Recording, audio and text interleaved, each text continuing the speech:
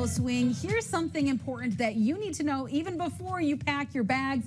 Federal law now requires all adults 18 and older to present a real ID to fly within the United States and to enter most federal buildings. So joining us today to explain what this means for us Michiganders is Katie Tucker, personal injury attorney at Sinas law firm here in Lansing. Katie, always wonderful to see you. Great to see you as well, Nicole. Thank you for having me again. Yes, because this is very important because this is fairly new and everyone is talking about it. But first, let's break down what exactly is a real ID. Yeah, so a real ID is a state-issued ID that is designed to improve security by making it more difficult for someone to use a fake ID to access a high-security location. You'll know if you have a real ID if you have a star in the upper right-hand corner of your identification card. In Michigan, the star can either be in a gold circle or in the shape of our state. Okay, easy to see and to recognize, but where do we need to show a real ID once we have it? Yes, effective as of May 7th, 2025, you will need to show a real ID to board most flights domestically as an adult. Children do not need a real ID, but anyone over 18 does,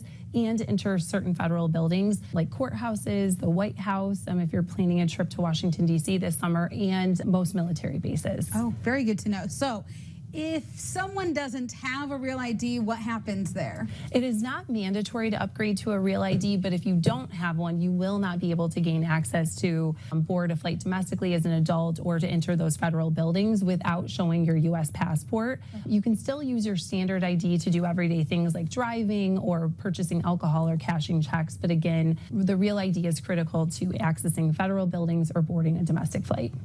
So how can us Michiganders get a real ID if we haven't gotten one already? It's really easy, fortunately. You can simply go online, make an appointment at your local Secretary of State office, and you want to bring 3 things with you. You want to bring your current state-issued ID, get certified copy of your birth certificate or a valid U.S. passport, and any legal name change documentation that you have. So if you've changed your name, at some point you want to bring documentation of that with you. And with those documents, you will be able to get that real ID. Also important to know that if you already have an enhanced ID, that can be used for travel and to enter certain countries like Mexico and Canada and certain countries in the Caribbean. So if you have the enhanced ID already and you're planning a trip to any of those destinations, you're set for the summer, but it is still recommended to get the real ID. All right, well, thank you so much for breaking all of that down and putting something on our to-do list if we haven't already. But thank you so much. And remember, if you have a legal question and want it answered, head to sinusstreamus.com. All the information is right below on our screen. But thank you so much for stopping by. Thanks again, Nicole. Happy and safe travels to everyone. Absolutely.